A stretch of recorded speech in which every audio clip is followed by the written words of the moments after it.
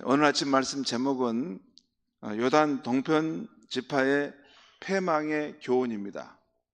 동편 지파가 패망했는데 그 패망해 주는 교훈을 우리 함께 살펴보려고 합니다. 간밤에 대통령 선거 결과가 나와서 이재명 대통령 시대가 열렸습니다. 새로운 대통령이 분열된 국민들을 잘 통합하고 무너진 민생 경제를 잘 세우는 대통령이 되시기를 바랍니다. 급변하고 있는 이 세계 무대에서 슈퍼파워인 미국과 중국이 지금 이 경제와 외교의 그 주도권을 잡기 위해서 지금 큰 힘을 발휘하고 있기 때문에 풀어내야 할 이 외교, 안보, 경제 문제들이 쉽지 않습니다.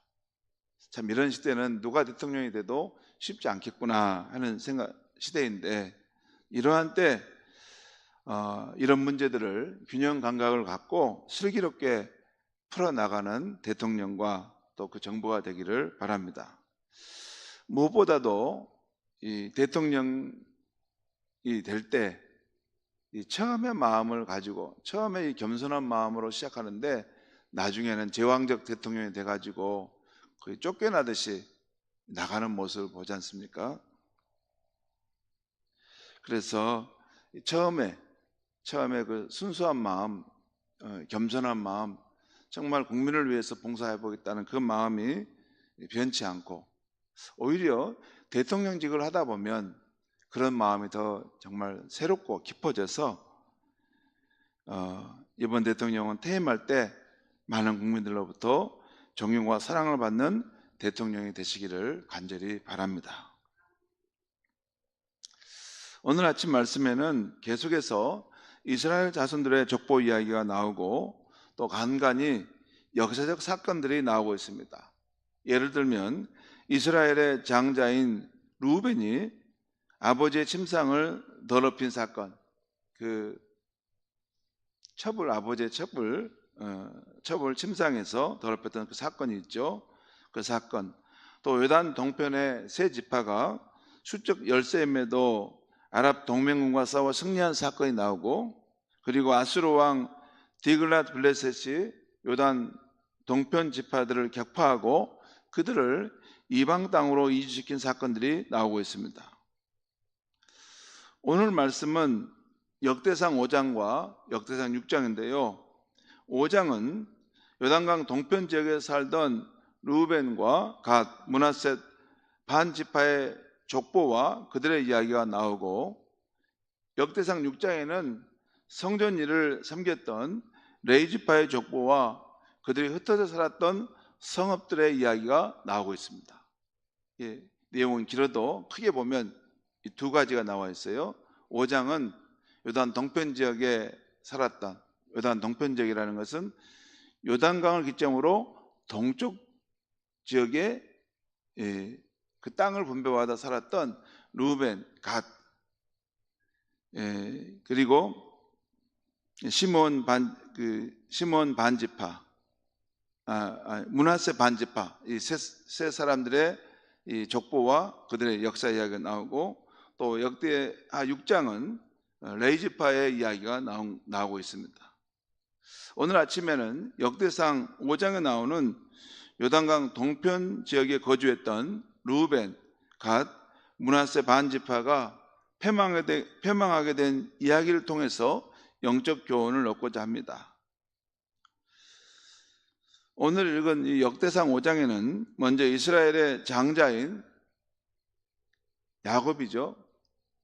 구약의 그 창세기 야곱의 12아들 중에 큰 아들인 르우벤의 후손과 그들의 거주지, 그 다음은 갓의 후손들과 그들의 거주지에 대한 기록이 나오고, 그리고 몇 절 건너뛰어서 므낫세 반지파의 거주지와 그들의 족장에 대한 기록이 나오고 있습니다. 오늘 아침 우리가 눈여겨보려는 말씀은 북이스라엘 나라에 속했던 르우벤, 갓, 므낫세 반지파의 승리와 패망에 대한 이야기를 살펴보려고 합니다. 오늘 지금 요단 동편 지역에 르우벤, 갓, 므낫세 지파, 이 지금 이야기가 나오는데 사실 이들은 북이스라엘에 속한 그 지역에 살았던 지파들입니다. 그러니까 이들의 승리와 패망은 사실 북이스라엘 나라의 승리와 패망과 동일한 이야기입니다. 오늘은 18절부터 20절까지 말씀을 제가 한번 읽어보겠습니다. 역대상 5장입니다. 역대상 5장 18절부터 20절까지 제가 한번 읽겠습니다.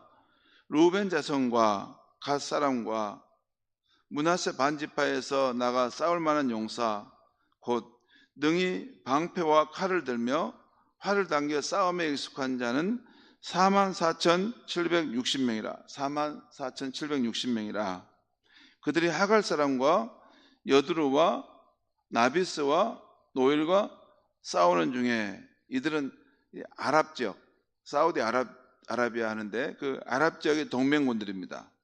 이들과 싸우는 중에 도우심을 입었다는 거예요.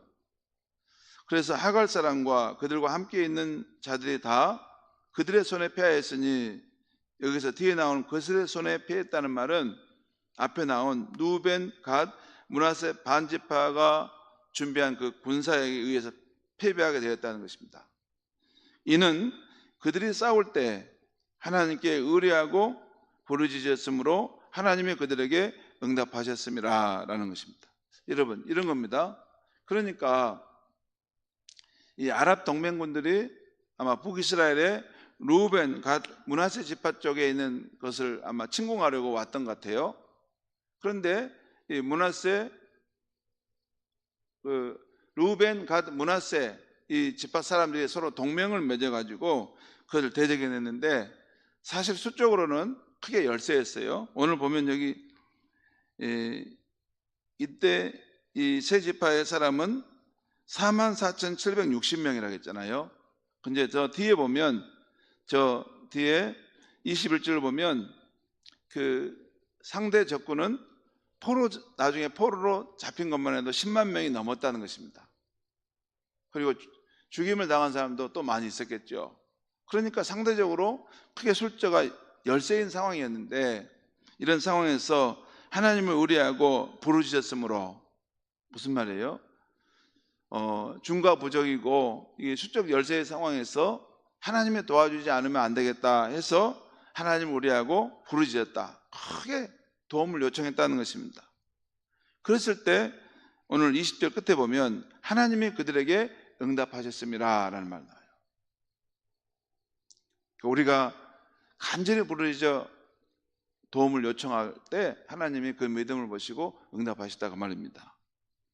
그래서 다시 21절 22절 말씀 보겠습니다. 21절 22절 그들이 그러니까 루벤, 갓, 므낫세 지파가 연합군이 대적의 짐승 곧 아랍 이 동맹군의 짐승 곧 낙타 5만 마리와 양 25만 마리와 나귀 2천 마리를 빼앗으며 사람 10만 명을 사로잡았고 여러분 저 앞에 우리 그 세 지파의 사람은 이 44,760명밖에 안 됐는데 10만 명을 포로로 잡았다는 것입니다. 그리고 죽임을 당한 자가 많았으니 이 싸움이 하나님께로 말미암음이라. 이 싸움이 하나님께서 도와주심으로 크게 대승을 거두었다는 것입니다. 그들이 이 므낫세 갓 루벤 지파가 그들의 땅에 거주하며 사로잡힐 때까지 일어났더라.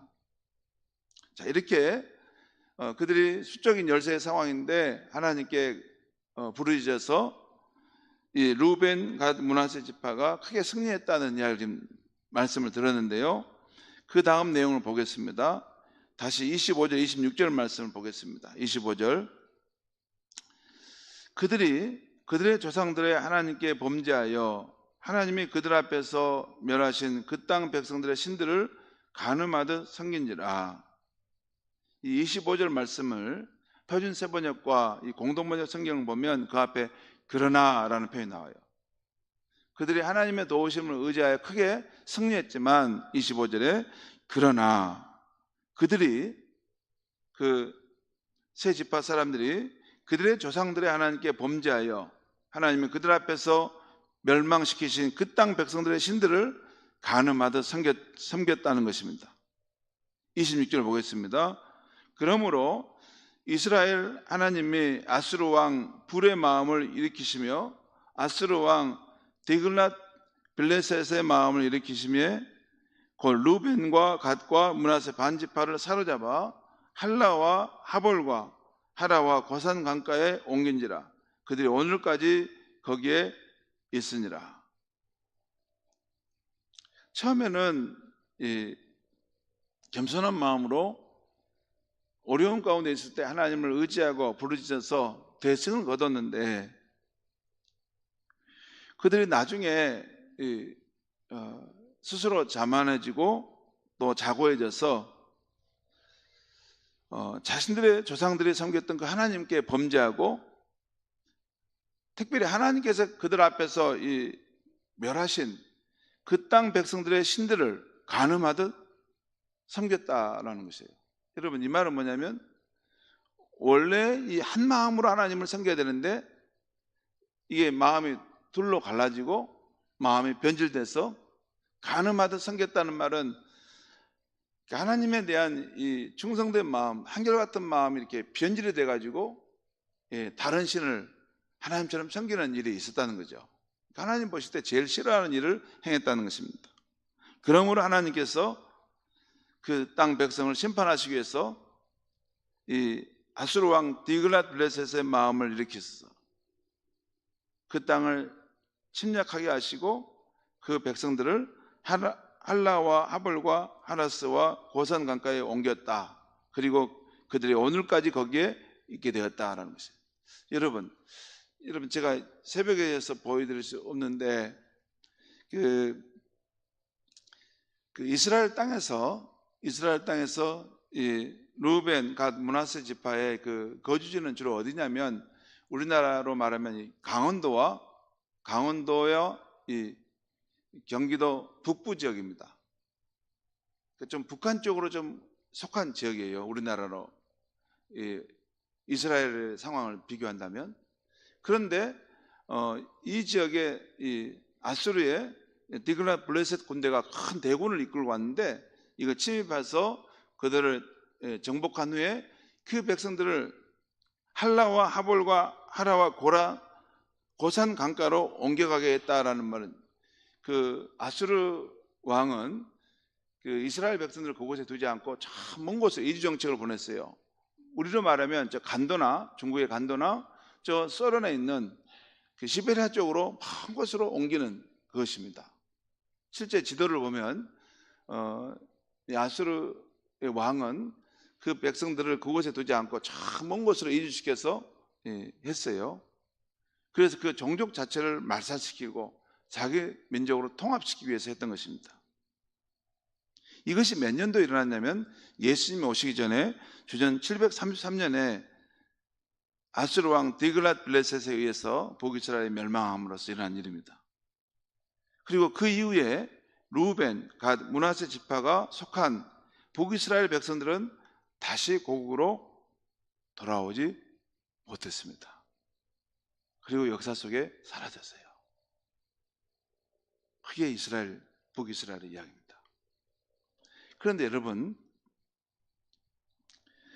이 이야기를 열왕기 하 17장에 보면 그 역사적 교훈을 기록해 내온 내용이 있습니다. 여러분, 제가 읽어드릴 테니까 한번 쭉 들어보시면 됩니다. 왜냐하면 길기 때문에 제가 중요한 부분만 쭉 읽어드리면, 열왕기 17장에 보면 이런 표현이 나와요. 이스라엘 자손이 점차로 불의를 행하여 그 하나님 여호와를 배역하여 여호와께서 각 선지자와 각 선견자를 통하여 이스라엘과 유다에게 지정하여 이르기를, 너희는 돌이켜 너희 악한 길에서 떠나 나의 명령과 율례를 지키라 하셨으나 그들이 듣지 아니하고 여호와께서 그들의 조상들과 더불어 세우신 언약과 경계하신 말씀을 버리고 허무한 것을 뒤따라갔다. 허무한 것을 뒤따라갔다는 거예요.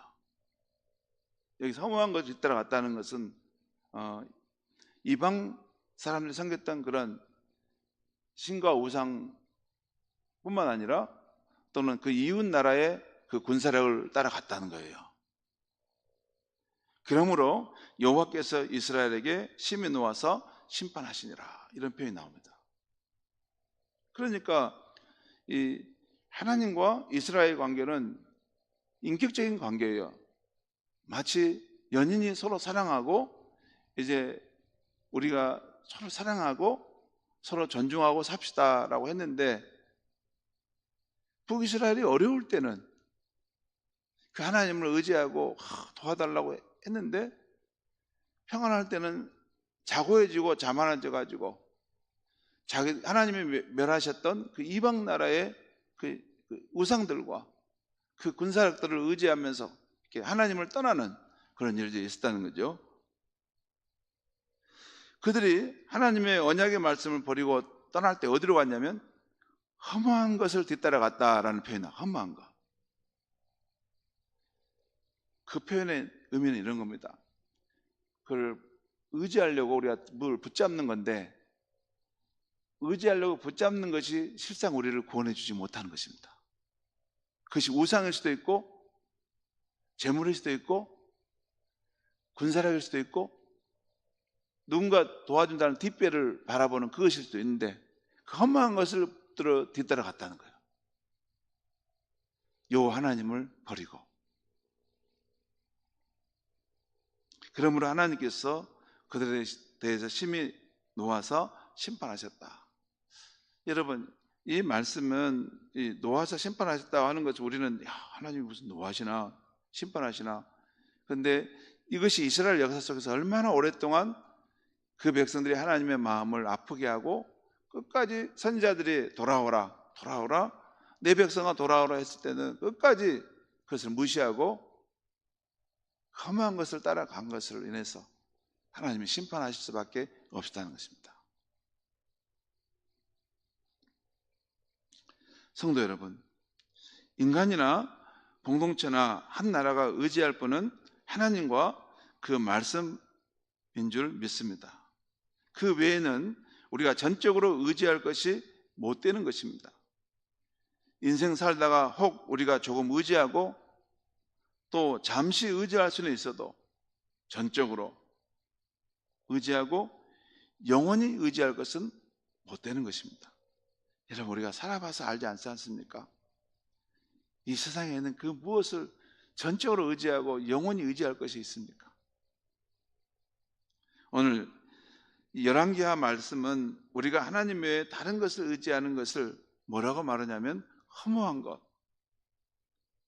표준세번역은 헛된 것, 공동번역은 허수아비를 의지했다, 그 표현 나와요. 허수아비. 우리가 살려고, 우리가 이게 뭔가 도움을 얻으려고 뭘 붙잡은데 그것이 허무한 것이라는 거예요. 정작 우리가 어려움과 위기를 당할 때 그걸 붙잡은 것이 우리를 도와줄 수 없는 썩어버린 끈이라는 거예요. 그것을 붙잡고 가는 인생이 있다, 그 말입니다.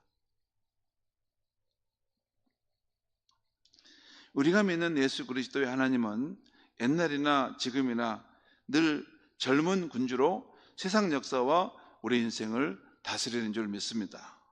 저는 오늘 본문에 나오는 요단 동편 지파가 취한 행동에 아쉬움이 남습니다. 그들이 처음 연약할 때 하나님을 의지했던 믿음이 달라지지 않고 변함이 없었다면, 변질되지 않고 충성되었더라면 그들은 아수르 군대가 침입했을 때도 패망하지 않았을 것입니다. 왜냐하면 여러분, 이사야 36장 37장을 보면 아수르의 사네립 왕이 대군을 이끌어올 때는 더 많은 대군을 이끌어왔어요. 그래서 남유다를 침입했을 때가 있었습니다. 그런데 그때 왕은 히스기야 왕이었는데 남유다의 왕이죠. 그때 그 일을 당할 때 성전에 나가 하나님께 눈물로 호소합니다. 하나님, 이 위기와 어려움을 당했지만 내게는 아무런 힘이 없습니다. 마치 아이를 해산해야 될 여인이 아이를 낳아야 될 때가 됐는데 이걸 어떻게 해볼 수 있는 길이 없습니다. 하나님, 우리 민족을 지켜주소서라고 눈물로 기도할 때 하나님이 그 기도에 역사하시는데, 이사야 선지자를 통해서 하나님이 내 기도를 들었다 하시는데, 그날 밤에 아수르군 18명 5천 명이 하룻밤 사이에 죽임을 당하고 천사들의 죽임을 당하고 크게 승리했다는 내용이 그 부분 나옵니다. 그리고 그 왕은 쫓겨가는데 본국에 돌아가서 반란이 일어난 상황에서 아수르 왕은 죽임을 당한다는 것이에요. 남유다의 히스기야 왕은 똑같은 그 일을 당했는데 하나님을 향해서 부르짖어 기도하면서 그 상황 속에서 그것을 극복해낼 수 있다는 거예요. 여러분, 우리 믿음이란 어떤 것이냐면, 믿음이란 변질되지 않는 것, 그리고 한결같이 그 믿음을 유지해가는 것, 이것이 신앙의 고난도입니다. 사도 바울이 디모데후서 4장에서 보면 자기의 평생의 삶을 뭐라고 말하냐면, 내가 선한 싸움과 나의 달려갈 길을 마치고 믿음을 지켰다. 그 끝에 보면 믿음을 지켰다는 거예요. 믿음을 지켰다는 거예요. 무슨 말이냐면 그 믿음을 이렇게 늘 지켜낸다는 것이 어렵습니다. 왜냐하면 사람은 기분에 따라서, 감정에 따라서, 또 사람이 일이 잘 되고 좋을 때는 따라서, 또 우리 삶이란 늘 요동치는 상황인데 처음 가졌던 그 예수 그리스도를 향한 순수한 믿음, 진실한 믿음을 그 세상의 유혹이 오고 또 세상의 어려운 일을 당했을 때, 또 인간이 나이가 들어가면 욕심도 생기고 다 이렇게 사람이 달라집니다. 그런데 변질되지 않고 그것을 충성된 마음까지 지켜가는 것, 그것이 믿음인 것입니다. 그것이 진짜 믿음이에요. 여러분, 우리 앞서간 선진들을 보면 그런 거 아닙니까? 그분들이 어떤 믿음을 보였냐면 같이 변질되지 않고 충성되게 오직 예수 그리스도와 하나님 나라를 소망하면서 그 길을 걸어간 거 아닙니까? 성도 여러분, 예수를 믿는 우리나라가 힘 있는 어떤 나라나 어떤 지도자를 하나님보다 더 의지하지 않기를 바랍니다. 우리 선조들과 우리들이 믿고 의지했던 예수 그리스도의 하나님을 변함없이 사랑하고 그 믿음을 갖고 살아가므로 하나님께서 영원토록 보호하시고 축복해 주시는 우리나라가 되기를 간절히 바랍니다. 기도하겠습니다. 하나님 아버지, 오늘 루벤, 갓, 므낫세 지파가 처음에는 승리했지만 패망했던 그 이야기를 통해서 우리에게 귀한 깨달음을 주셔서 감사합니다.